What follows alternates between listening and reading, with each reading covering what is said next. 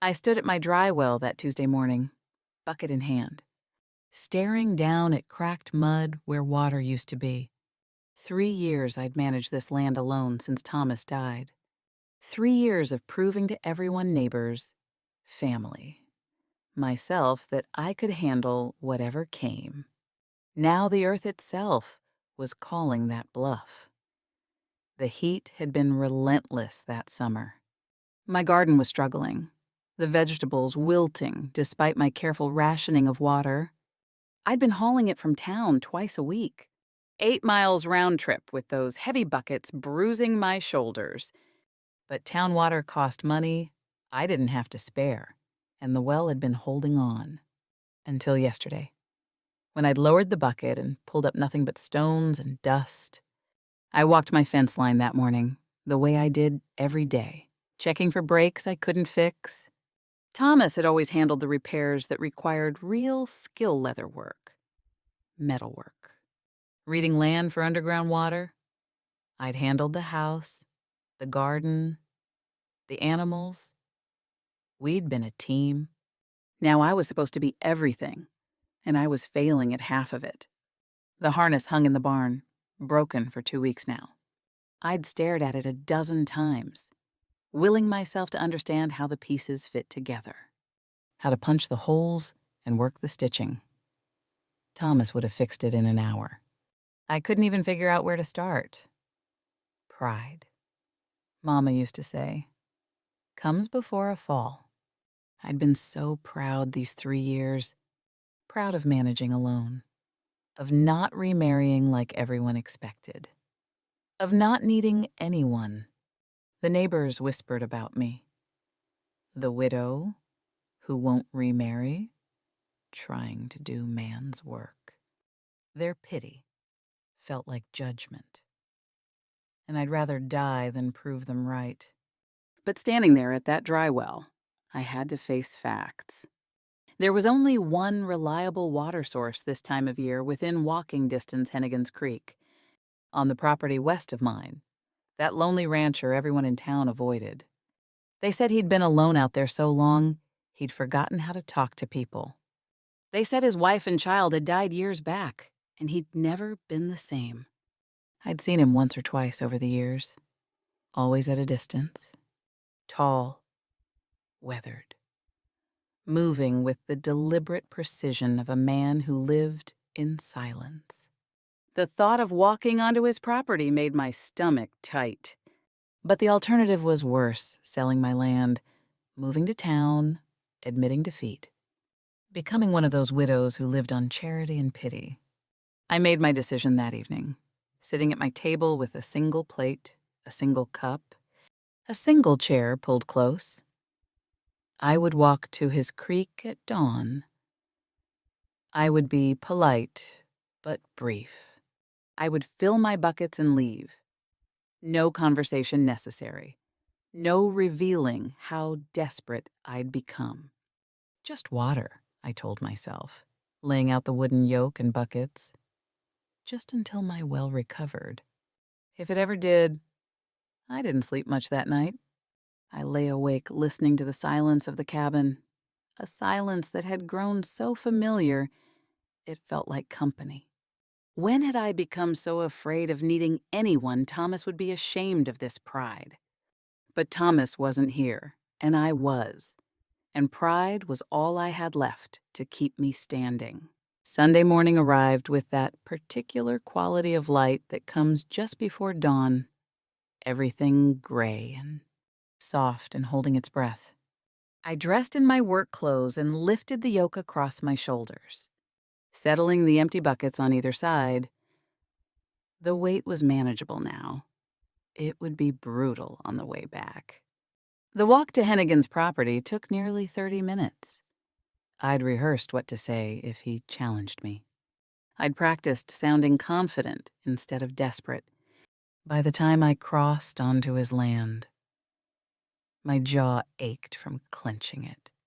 His creek ran clear and cold through his back pasture, cutting between 2 low hills.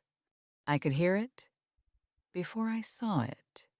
That particular music of moving water, that makes you realize how quiet everything else is. I knelt at the water's edge and started filling the first bucket, my hands steady despite the nervousness in my chest. That's when I felt him watching. I looked up slowly. He stood 50 yards away near the fence line, holding a coil of wire. Tall like I'd remembered, but I could see more now, maybe 50 years old, maybe older. His face weathered by sun and solitude into something timeless.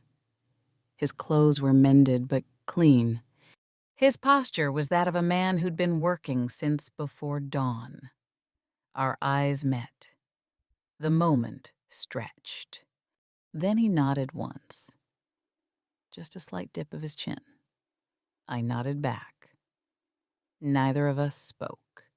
He returned to his fence work, and I returned to filling my buckets.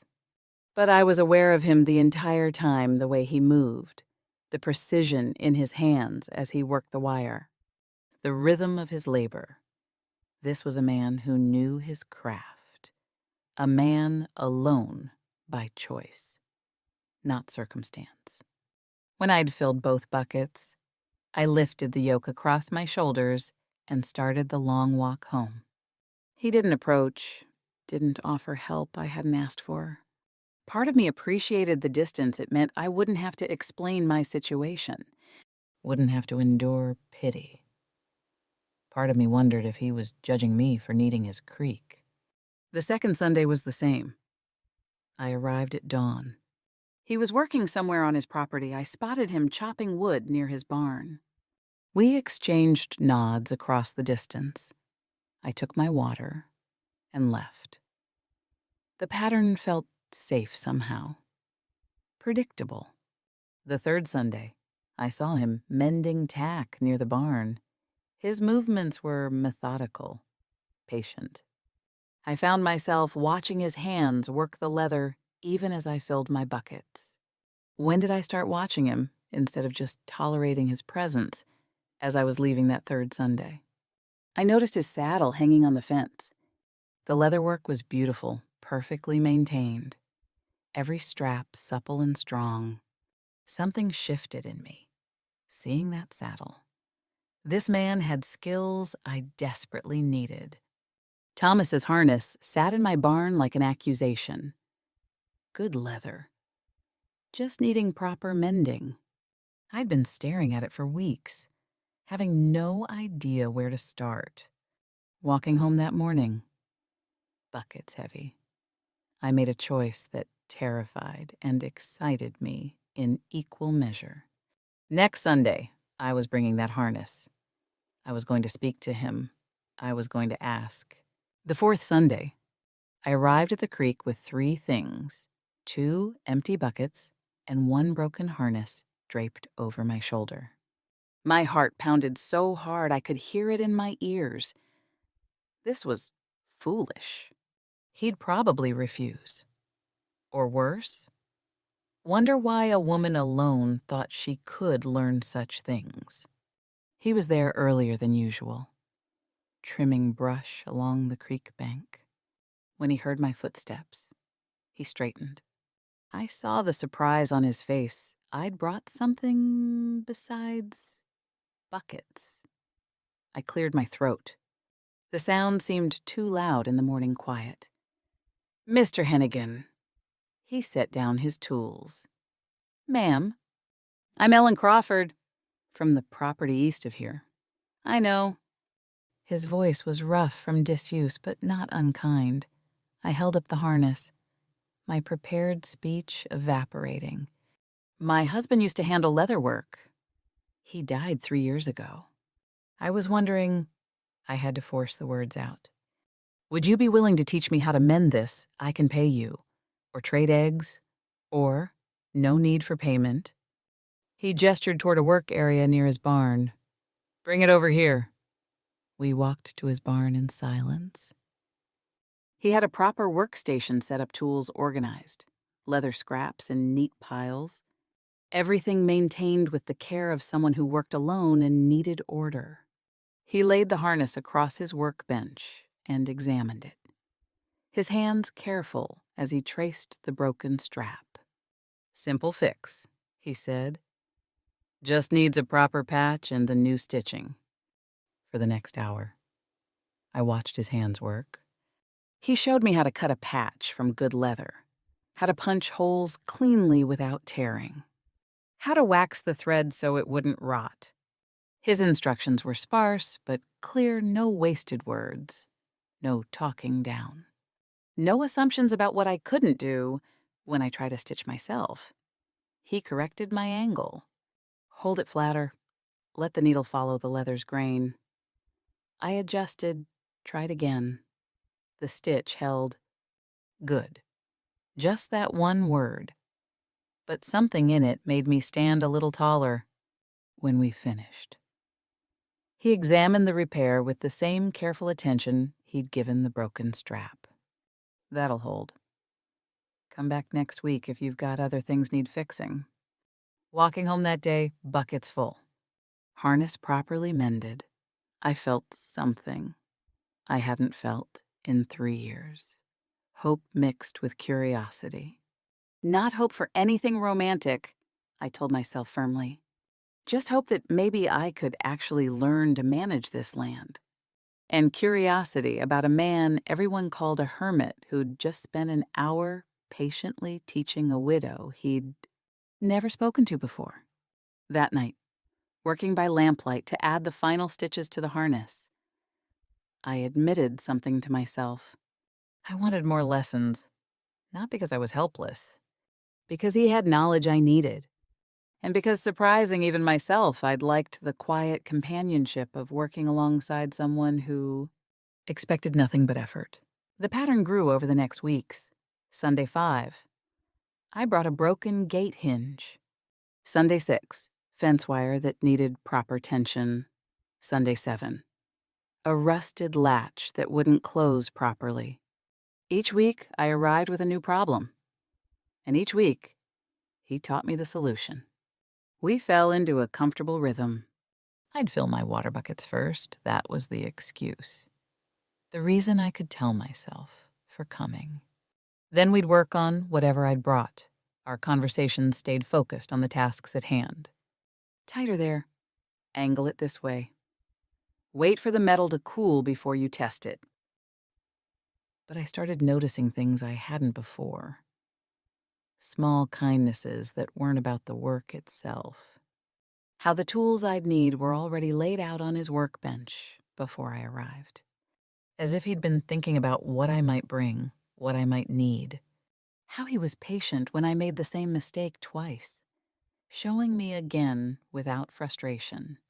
How on the hottest morning so far that summer, there was a jar of cool water waiting on the fence post by the creek. These weren't accidents. They were consideration, thoughtfulness, the actions of a man who'd been alone so long he'd forgotten how to express care with words. So he expressed it with preparation instead. I noticed his life, too, in ways I hadn't those first few Sundays when I'd been too guarded to really see. His fences were immaculate, not a sagging wire anywhere. Every post straight and solid. His animals were healthy, moving with the easy confidence of creatures well tended. His land showed the signs of someone who understood it deeply, who read its needs and responded. This wasn't a man who'd given up. This was a man who'd perfected solitude. But why, what drives a person to this level of isolation, I wanted to ask. But we'd established a boundary of practicality, and I wasn't sure how to cross it. Week 7 brought the first real shift. He asked me a question, the first non-instruction he'd offered. "Your garden getting enough water with just the buckets?" I looked up from the fence stretcher I was learning to use. His eyes were on his own work, giving me the space to answer honestly without feeling examined. Barely. I admitted. I prioritized the vegetables. The flowers died weeks ago. He was quiet for a moment. "Then load your buckets in the wagon next Sunday. I'll drive you home." help you plan a better watering system. That Sunday afternoon, he drove me home in his wagon. We worked together in my garden, and he taught me to read land for underground water flow, how to see the slight depressions that suggested drainage patterns, how to feel the earth and know where moisture collected. We dug a temporary collection system that would catch and hold rain when it finally came. When we finished, I offered coffee. I had to dust off 2 cups I hadn't had a visitor in months. We sat on my porch, and the conversation stayed practical rainfall patterns, drought years he'd seen before, the best times to plant for water conservation. But something had shifted. The boundary had moved. We weren't just teacher and student anymore. We were neighbors, maybe even friends.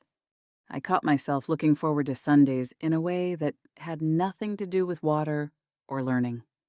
That realization kept me awake that night, staring at the ceiling. When did his silence become comfortable instead of awkward? When did I start reading his small gestures, the prepared tools, the cool water as language? Week 10 arrived with a windstorm that tore across the land like something alive and angry. I spent half the night trying to secure a tarp over my wood pile, the wind whipping the rope through my hands until they burned. By morning, the tarp was secure, but my palms were torn and blistered, the skin raw and weeping. I almost didn't go to his creek that Sunday. The thought of him seeing the burns, seeing evidence of my struggle, made me want to stay home. But I needed the water, and I'd brought a buckle that needed replacing. So I went. I tried to hide my hands, kept them in my pockets while I filled the buckets, gritted my teeth against the pain. But when I reached for the leatherworking tools, I couldn't help the wince that escaped. Let me look at those. I wanted to refuse, to prove I was fine. But the burns were serious, and his voice held something I couldn't quite name. Not pity. Exactly. Something gentler than that. I held out my hands. He examined them carefully, not touching, just looking. Then he disappeared into his barn and returned with a small tin. "My mother's recipe," he said, opening it to reveal a pale salve that smelled of herbs and beeswax. He also brought clean cloth torn into strips. His hands were gentle as he applied the salve, more careful than I'd expected from fingers so calloused and strong. He wrapped each hand with practiced efficiency, the way someone wraps wounds who's done it before. Who knows how to make it secure without making it tight?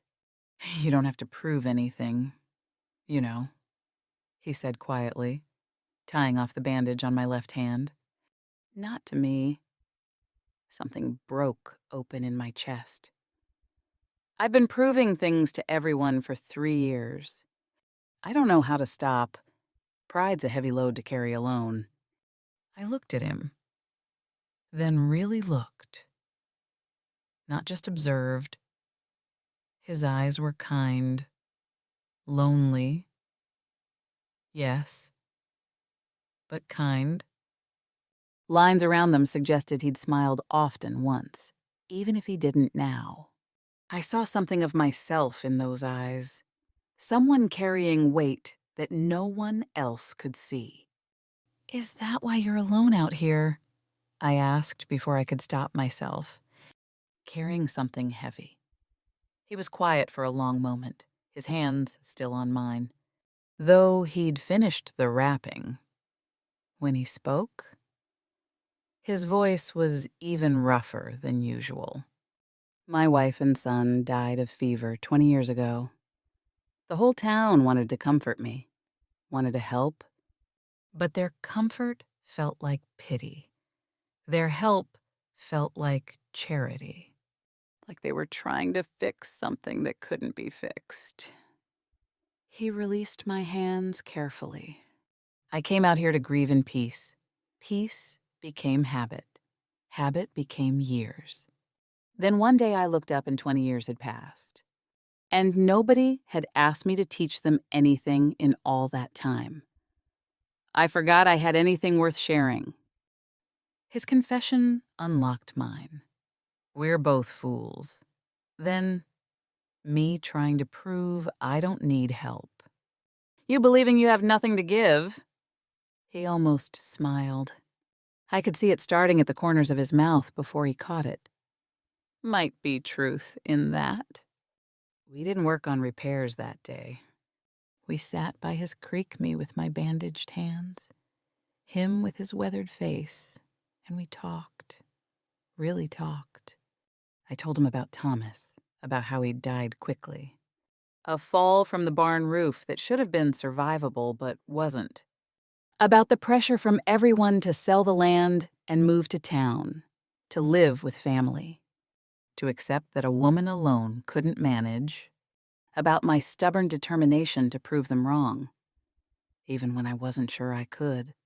He told me about Sarah and Matthew, how Sarah had made the cabin feel like home, how Matthew had been 7 years old, curious about everything, always following him around, asking questions, how the fever had taken them both in the same week, and how the silence afterward had been unbearable.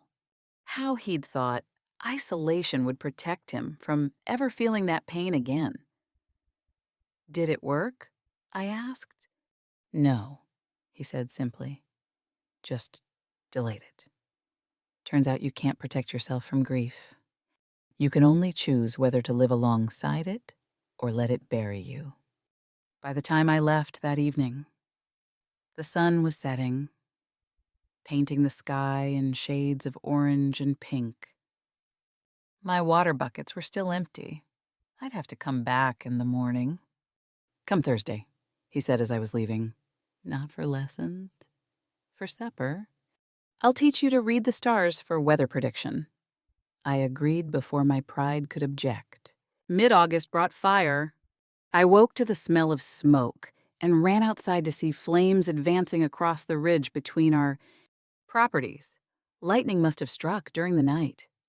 The grass was tinder dry from the drought, and the fire was moving fast, feeding on summer heat and wind. I had minutes to decide, flee or fight. Everything I owned was in that cabin. Every memory of Thomas. Every choice I'd made to stay. Every reason I'd been proving myself for 3 years. If I fled, I'd lose it all. I chose to fight. I soaked every blanket I owned, filled every bucket and basin, grabbed a shovel and started beating back flames near my fence line. The smoke choked me. The heat was intense, like standing too close to an oven. Ash fell like snow, hot and stinging. My arms ached within minutes, my lungs burned. I was losing ground, and I knew it. Then I heard his wagon. Jacob arrived with water barrels already filled, wet tarps already soaked and ready. He didn't waste time with words. Your cabin first. We worked in desperate tandem. I shoveled dirt while he doused flames with water. We both beat at advancing fire with wet blankets. Our movements frantic but coordinated. Neighbors started arriving, word had spread somehow, and together we created fire breaks, saved the structures, exhausted ourselves in ash and heat. What struck me most through the chaos wasn't the fear or the danger. It was how naturally Jacob and I moved as a team. He didn't try to take over or push me aside. He matched my effort, supplemented my gaps. When I thought to wet down the barn roof, he was already hauling water there.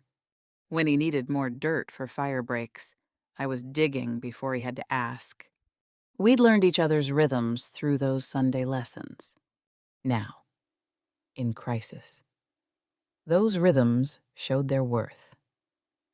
By afternoon, the fire was contained. My property was smoke-damaged and blackened. But standing, the cabin was safe.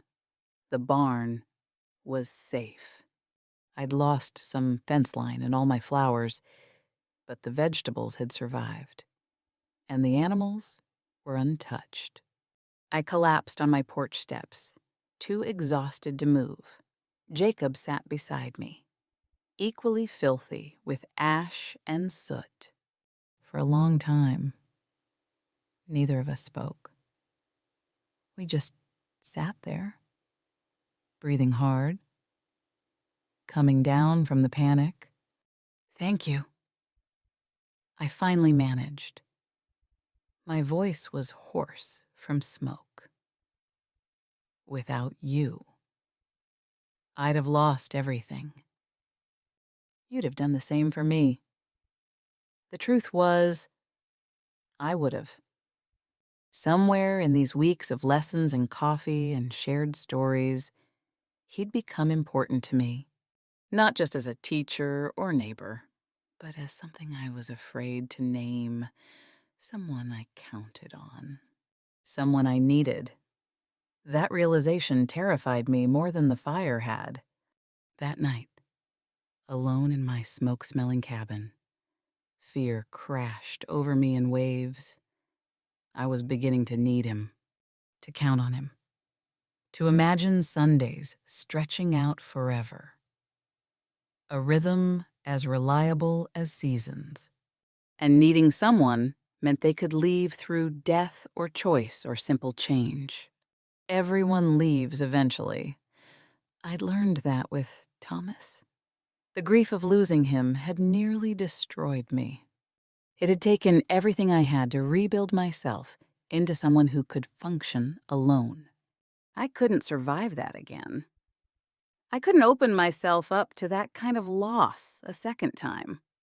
By morning, I'd made a decision. I had to stop the lessons, stop the visits, before I got any more attached.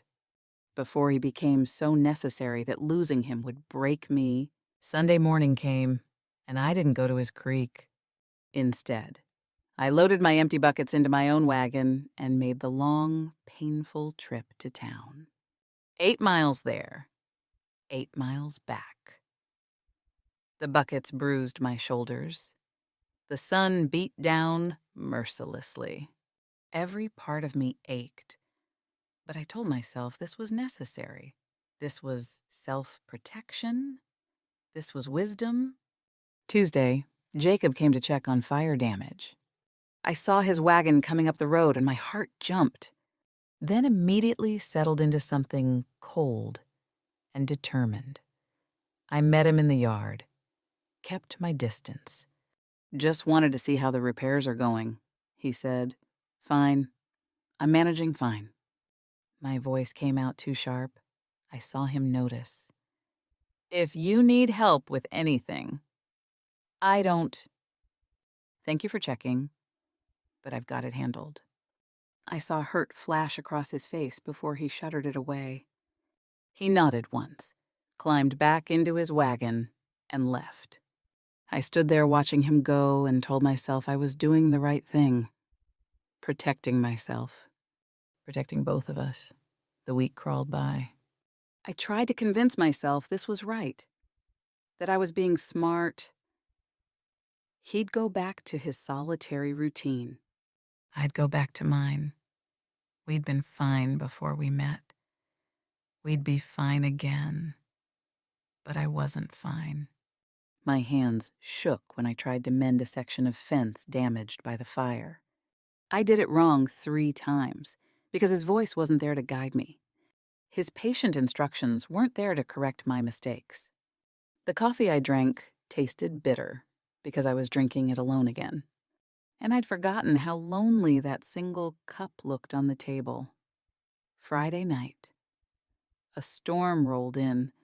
Violent thunder, lightning splitting the sky like it was tearing the world apart. The temporary patch I'd put on the barn roof started leaking badly. I grabbed my tools and climbed up there in the dark and rain, determined to fix it myself. The shingles were slippery. The wind kept trying to push me off balance. Rain soaked through my clothes within minutes. I was terrified. But I refused to ask for help. Refused to admit I couldn't do this alone. Pride, I thought bitterly, hammering in another nail with shaking hands. Pride's a heavy load to carry alone. He'd told me that. Lightning illuminated the landscape, and in that brief moment of clarity, I saw him, standing in his own yard, looking toward my property. Even in the storm, even after I'd pushed him away, he was there, watching, making sure I was safe. Not interfering, not pushing, just present. Sitting on that wet roof, rain pouring down, I finally understood the truth. I wasn't protecting myself by staying isolated. I was punishing myself. And I was punishing him. He'd offered me knowledge, company, quiet friendship. He'd shared his skills, his space, his story. I'd offered him purpose, worth, a reason to remember he had things worth teaching. We'd been teaching each other that life isn't meant to be survived alone. It's meant to be lived together. And I was throwing that away because I was afraid. What was I doing?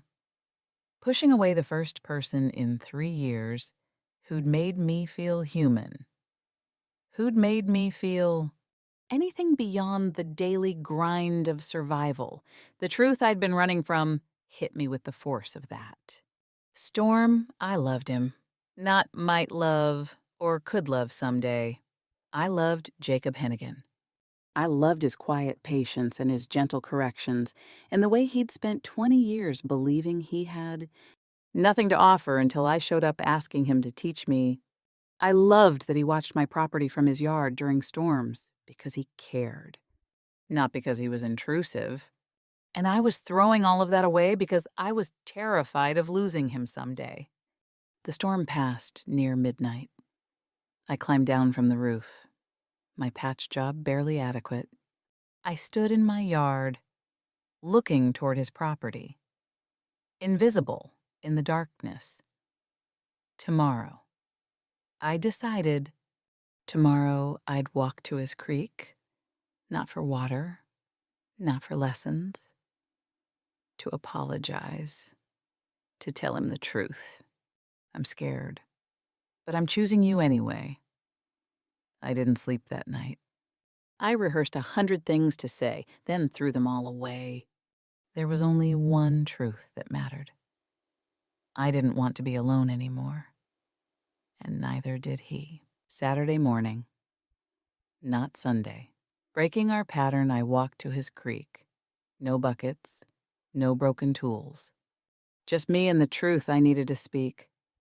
My heart pounded the entire 1.5 miles. What if he didn't want to hear it? What if I'd pushed him away too thoroughly? What if he'd decided I wasn't worth the trouble? He was kneeling by the creek, scrubbing something in the water. He looked up when he heard my footsteps. The expression on his face, guarded hope mixed with something careful, nearly undid me.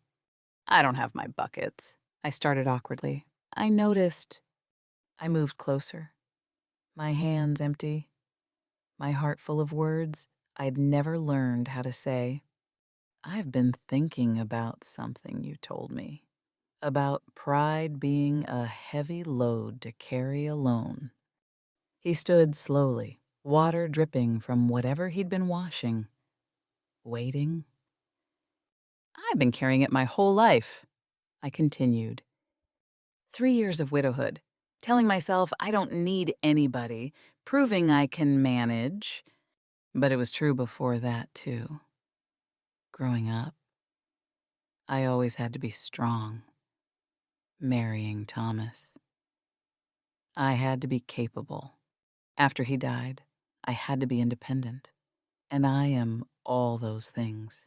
I am strong and capable and independent. My voice cracked. But I don't want to be alone anymore. And I don't think you do either. He took a step toward me, his eyes searching my face. I came back to my life because of you. 20 years I've been half alive out here. Then you showed up needing water and asking me to teach you things. And suddenly, I remembered who I used to be. A man who knew things. A man who had something to offer. You gave me that back. Ellen, you have everything to offer, I whispered. I was afraid, I admitted, the words spilling out now.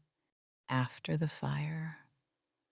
When I realized how much I'd come to rely on you, depend on you, it terrified me. Everyone I've relied on has left. Thomas, my parents, everyone. Death or distance or time, everyone leaves eventually. And I couldn't. I had to stop. Gather myself. I couldn't survive losing someone else I care about. He moved closer, close enough that I could see the silver threaded through his beard, the hope and fear mixed in his eyes. Ellen, I'm not going anywhere, and neither are you. We're both here, on this land, living these lives. The question isn't whether we'll lose each other someday. Life promises that to everyone. The question is whether we're brave enough to choose each other anyway. That's when I understood. This was the moment. Not when he rescued me. Not when circumstances forced us together. But right now, when I consciously chose connection over safety, love over fear, partnership over isolation. This was what courage felt like. Not the absence of fear, the presence of choice despite fear. Teach me one more thing, I said, stepping close enough to take his hand. Teach me how to share a life. Because I'm choosing you, Jacob Hennigan. Choosing this, not because I need rescuing, not because I can't manage alone, but because I don't want to. I want Sunday lessons and Thursday suppers, and someone who knows when I'm carrying too much pride. I want coffee on the porch and someone who watches my property during storms. I want you. His hand tightened on mine, the hand he'd bandaged weeks ago. Now healed. Then teach me something too. Teach me I'm not too old, too set in my ways, too broken by the past to start again. Teach me it's not too late. It's not too late, I said. And I meant it with everything in me. It's not too late for either of us. He kissed me there by the creek, gentle and certain. And it felt like coming home and starting an adventure all at once. His kiss tasted like possibility and second chances I didn't think I deserved. We stood there by the creek that had brought us together, holding hands like young people just learning love. And I thought, this is what I was so afraid of. This peace, this rightness. Fear makes us so foolish. It makes us throw away the very things that would save us. I'm choosing you, I said again, because it felt important to keep saying it. To make it real with repetition, I'm choosing this, actively, consciously. Not falling, not being swept away, choosing. I'm choosing you too, he said, every day, for as long as we've got. And that was enough. More than enough. It was everything. We married that spring in a simple ceremony by the creek. Just us, the preacher, and 2 neighbors as witnesses. I wore Thomas's grandmother's ring on my right hand and a new ring from Jacob on my left. I carried wildflowers from land that now belonged to both of us, yellow primrose and blue flax, the kind that grow wild after good rain. Jacob spoke his vows in that quiet, steady voice I'd come to love, promising to teach me anything I wanted to know and to keep learning from me in return. When it was my turn, I promised to keep asking questions and to keep reminding him his knowledge mattered. We both promised to be brave enough to need each other. We combined our properties, merged our routines. The work became shared work. I learned fence mending and leather working and how to read land for water and weather patterns. He learned to share his mornings, his meals, his quiet spaces. He learned that company didn't have to be intrusive.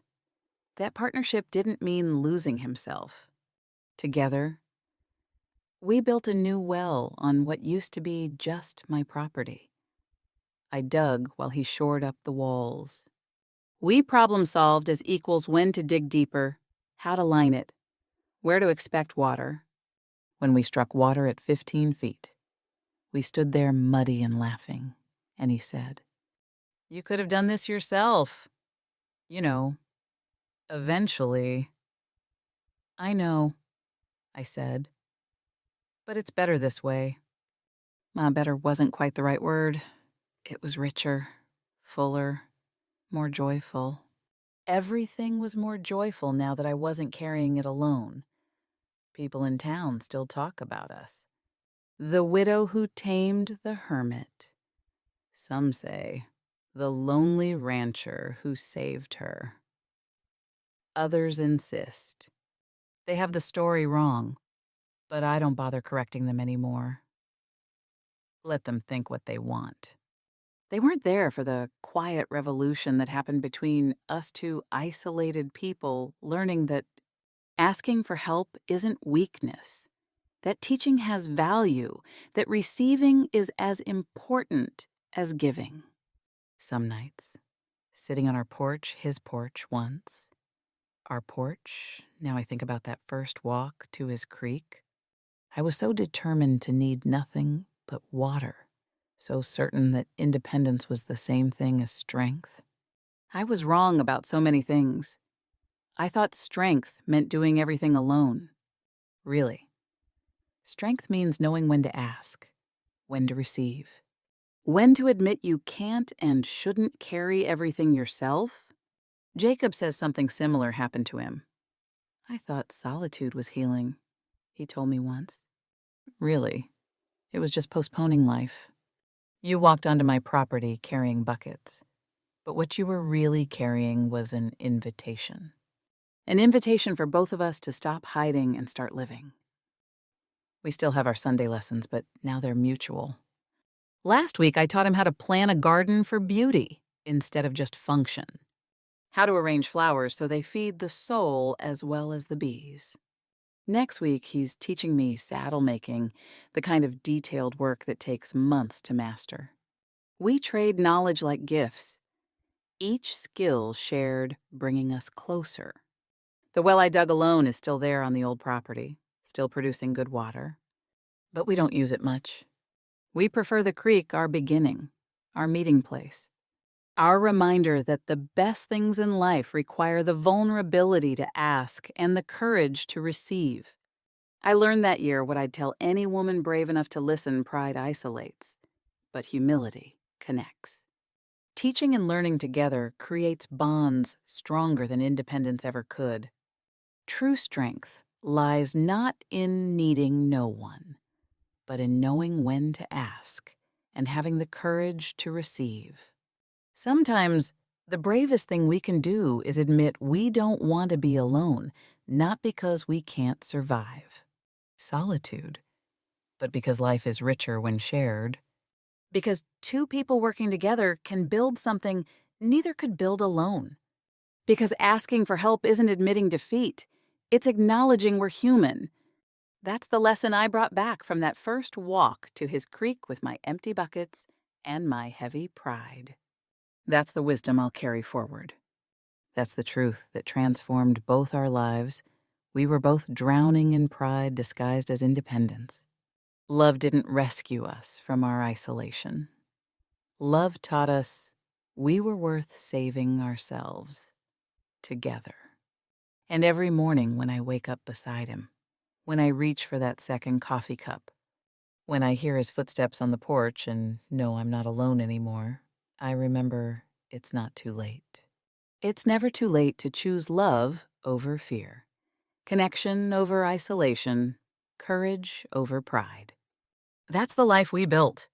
That's the story worth telling.